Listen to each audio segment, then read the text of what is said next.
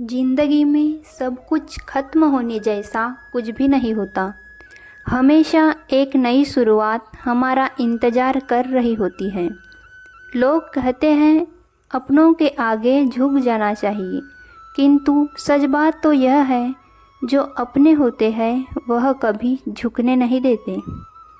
वह दिन मत दिखाना कान्हा कि हमें खुद पर गुरूर हो जाए।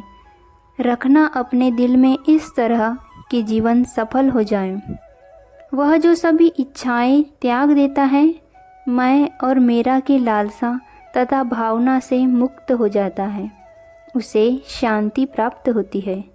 हमेशा छोटी छोटी गलतियों से बचने की कोशिश किया करो, क्योंकि इंसान पहाड़ों से नहीं पत्थरों से ठोकर खाता है। शांति से भी दुखों का अंत हो जाता है और शांत चित्त मनुष्य की बुद्धि शीघ्र ही स्थिर होकर परमात्मा से युक्त हो जाती है। अपनी पीड़ा के लिए संसार को दोष मत दो, अपने मन को समझाओ। तुम्हारे मन का परिवर्तन ही तुम्हारे दुखों का अंत है।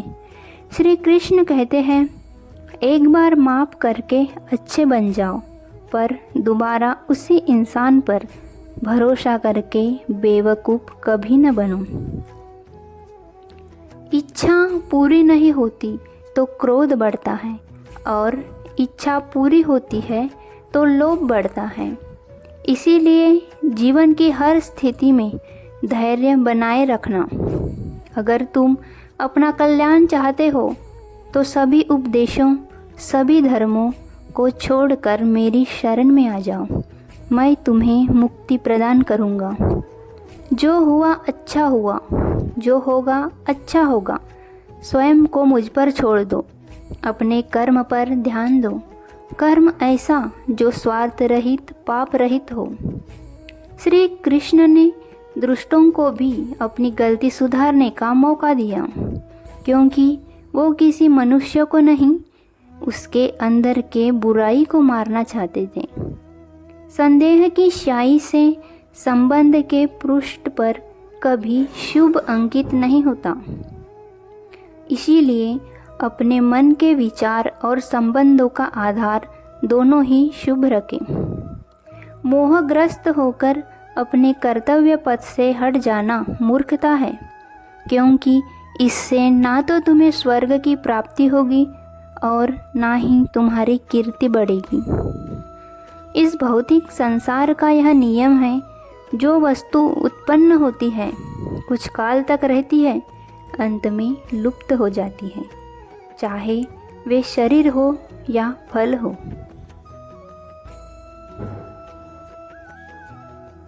यदि कोई व्यक्ति प्रेम से, भक्ति से पुष्प, फल, जल भी मुझ पर चढ़ा दे तो उसी भाव से उसे स्वीकार करता हूँ। वह मेरा प्रिय भक्त होता है। उससे मत डरो जो वास्तविक नहीं है, ना कभी था ना कभी होगा। जो वास्तविक है वो हमेशा था और उसे कभी नष्ट नहीं किया जा सकता। जीवन में आधे दुख इस कारण जन्म लेते हैं क्योंकि हमारी आशाएं बड़ी होती हैं।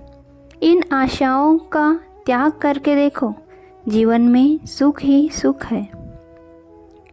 अपने परम भक्तों जो हमेशा मेरा स्मरण या एक चित्त मन से मेरा पूजन करते हैं, मैं व्यक्तिगत रूप से उनके कल्याण का उत्तरदायित्व लेता हूँ। जन्म लेने वाले के लिए मृत्यु उतनी ही निश्चित है जितना कि मृत होने वाले के लिए जन्म लेना। इसलिए जो अपरिहार्य है उस पर शोक मत करो। कृष्ण कहते हैं, इस जगत में मनुष्य भौतिक वस्तुओं का भोग कर सकता है। अगर वे चाहे तो सब कुछ छीन सकते हैं, मनुष्य कुछ भी नहीं कर सकता। स्वार्थ से रिश्ते बनाने की कितनी भी कोशिश करे, वो कभी नहीं बनते हैं, और प्रेम से बने रिश्तों को कितना भी तोड़ने की कोशिश करे, वो कभी नहीं टूटते। क्रोध से भ्रम पैदा होता है, भ्रम से बुद्धि व्यग्र होती है। जब बुद्धि व्यग्र होती है तब तर्क नष्ट हो जाता है।